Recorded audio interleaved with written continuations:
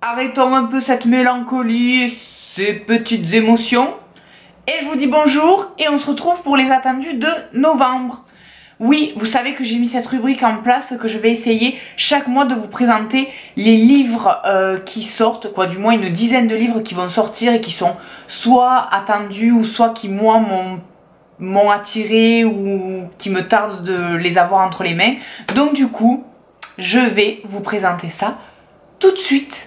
Et le premier attendu de novembre, c'est Le Pacte d'Emma de Nin Gorman aux éditions Albin Michel. Et il sort le 2 novembre, donc quand vous verrez cette vidéo, il sera sorti depuis 2 ou 3 jours. Et de quoi ça parle? Déjà, Nin Gorman, je pense que pour beaucoup vous la connaissez, c'est une youtubeuse, booktubeuse, donc je vous mets sa chaîne en barre d'infos. Et du coup, elle avait écrit son roman sur Wattpad et elle a eu la chance d'être publiée puisque ça a beaucoup plu. Et du coup, voilà son petit chef-d'œuvre. De quoi ça va parler? Ça va parler de, si j'ai bien compris, de vampires. Voilà, ça va être, on va dire, une romance vampirique, donc un peu à la version Twilight. On va suivre en fait Emma qui a une maladie incurable et qui décide de vivre ses derniers instants comme elle le souhaite, donc elle rentre dans une grande entreprise parce que pour son épanouissement elle en a besoin et sauf que le patron de cette grande entreprise est assez mystérieux et renferme pas mal de secrets et du coup entre elle et lui il va y avoir un fameux pacte qui va bouleverser un peu sa vie. Donc voilà, donc je pense que si vous aimez Twilight, si vous aimez les vampires, si vous aimez les histoires d'amour et tout cet univers un peu urbain, je pense que ça peut énormément vous plaire. Le second sort aussi le 2 novembre et c'est Les Vies multiples d'Henri Canton aux éditions Michel Lafon de Pepper Harding. Donc là, ça va être vraiment un livre basé sur Noël. Celui-ci, je pense, si vous l'achetez, réservez-le pour la période de Noël puisque on va se retrouver avec Henri le 23 décembre au soir et il se rend compte qu'il n'a toujours pas acheté de cadeau à sa femme. Simple oubli, ou est-ce que la raison est plus profonde? En tout cas, lors de ses recherches à travers toute la ville pour le cadeau parfait, il va tomber sur une de ses anciennes relations, une ancienne liaison. Et du coup, là, il va commencer à se poser des questions et à se demander s'il ne s'est pas trompé d'histoire d'amour. Du coup, je pense que ce livre-là, ça va être vraiment un livre cocooning, un livre qui va nous faire réfléchir, mais qui va être doux à la fois. Du moins, c'est ce que je ressens quand je vois la couverture et du résumé. Je pense que ça va être voilà, quelque chose de cocooning et de réfléchi à la fois, de quelque chose de profond. Voilà. Le suivant qui sort aussi le 2 novembre, c'est 54 minutes de Marieke Nijkamp aux éditions Hachette Roman. Donc là c'est un livre pas du tout cocooning, on va être sur quelque chose de beaucoup plus dur, de beaucoup plus psychologique, de beaucoup plus sensible, puisqu'on va suivre un garçon qui va enfermer ses camarades de classe pendant 54 minutes dans une salle de classe et leur exposer son mal-être. Il y a des proches à lui en plus à l'intérieur, si j'ai bien compris, il y a sa sœur qui en fait partie. Et du coup, ça va traiter en fait des fusillades qu'il peut y avoir aux États-Unis, dans les lycées, dans les collèges. Donc voilà, le sujet n'est pas drôle, mais je pense que ça peut être un livre qui peut être très bien traité, qui peut faire passer beaucoup d'émotions, qui peut faire passer beaucoup de messages aussi. Et faire comprendre certaines choses, que ce soit du côté des victimes comme du côté de l'agresseur, et essayer de comprendre aussi d'où part ce mal-être, d'où part cette haine, cette colère, voilà. Moi en tout cas j'en attends ça, j'en attends de comprendre un peu plus le pourquoi avoir ce geste-là. Le dernier qui sort aussi le 2 novembre, c'est La fille qui avait bu la lune de Kelly Barnhill aux éditions En Carrière. Donc là, ça va être vraiment de la fantasy, puisqu'on est dans le royaume du protectorat, où les habitants, chaque année, sacrifient un de leurs enfants auprès de la sorcière des bois. Sauf que la sorcière des bois ne sacrifie pas ses enfants, elle ne comprend pas le geste des habitants, pourquoi ils font ça. En tout cas, du coup, les enfants qu'elle recueille, elle les donne dans des familles, dans d'autres royaumes, jusqu'au jour où un de ces enfants qui est normalement fait pour être sacrifié, elle réalise qu'il a un énorme potentiel magique et qu'il a un lien très profond avec la lune. Donc du coup, elle décide de l'élever et de voir ce que ça cache et qu'est-ce que ça va donner lorsque cette petite fille va grandir, qu'elle va prénommer Luna. Donc du coup là ça va être vraiment de la fantasy, de la magie. Ça j'en attends pas spécialement quelque chose de particulier, j'attends juste d'être transportée dans une histoire un peu fantastique, un peu enfantine. Voilà, c'est juste ce que j'en attends, mais je trouve que l'histoire m'a plu et surtout j'espère aussi qu'il y a un petit quelque chose avec le fait que la sorcière ne comprenne pas pourquoi les habitants du protectorat lui font ces sacrifices-là alors qu'elle n'a jamais rien demandé, quoi. Voilà, j'aimerais voir aussi le lien entre les habitants du protectorat et la sorcière, de la vision qu'on peut avoir des uns et des autres et qui peut être totalement différente en fait.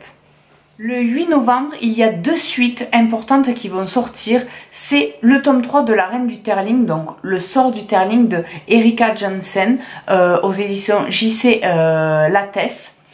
Et là, l'histoire de La Reine du Terling, c'est vraiment une épopée où on va suivre Kelsea, qui après la mort de sa mère, est destinée normalement à devenir reine, mais son oncle a pris le pouvoir et il ne l'exerce pas de la bonne manière. Donc elle compte reprendre le trône. Donc ça va être vraiment une épopée où on va suivre vraiment une jeune fille pleine de caractère, pleine d'ambition, pleine de valeurs, de bonnes actions, voilà. Et ça va être sa montée vers le trône, etc. Donc vraiment, si vous aimez tout ce qui est Game of Thrones, Le Seigneur des Anneaux, tous ces jeux de pouvoir, de manipulation, de conquête, etc. Et surtout avec un personnage féminin un peu badass, ça peut énormément vous plaire. La seconde suite qui sort le 8 novembre, c'est le tome 4 de la saga Les Messagers des Vents, le 5e artefact, le titre, de Clélie Avitt aux éditions Le Masque. Donc là, c'est vraiment une quête fantastique, totalement connue et reconnue, puisqu'on va parler vraiment d'une prophétie et d'une jeune fille en lien avec les 4 éléments. Donc voilà, donc si vous aimez ce genre-là, ce genre de quête, avec des prophéties, avec des rencontres sur la route, etc.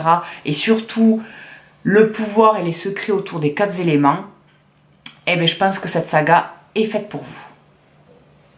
Le 15 novembre va sortir le tome 6 des Gardiennes des Cités Perdues de Shannon Messenger aux éditions Lumen. Donc le tome 6 s'appelle Noctura.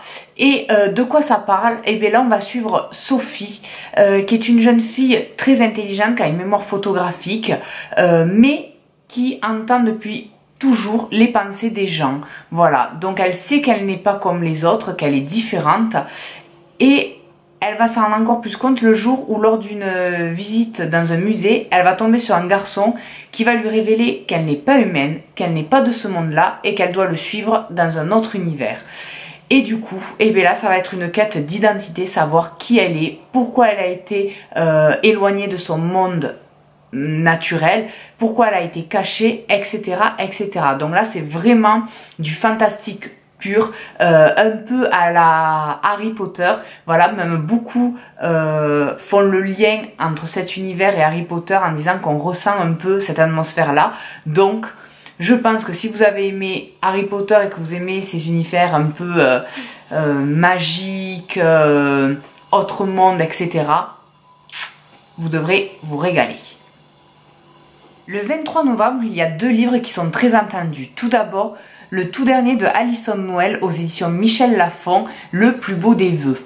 Donc là, c'est Nick, qui est un garçon qui est pas très cool, qui est pas très populaire. Et lors de son audition de chant qui s'est très mal passée, il va faire un vœu. Sans penser que ça va se réaliser, mais le vœu va fonctionner et il va devenir riche, célèbre, populaire. Il va tout avoir, voilà, il va tout réussir. Sauf que, est-ce que la célébrité apporte le bonheur? Voilà, donc ça va être ça la thématique du livre, c'est est-ce que la richesse, le fait de posséder, d'avoir, d'être reconnu et d'être connu, nous apporte la sérénité, l'épanouissement, le bien-être et le bonheur.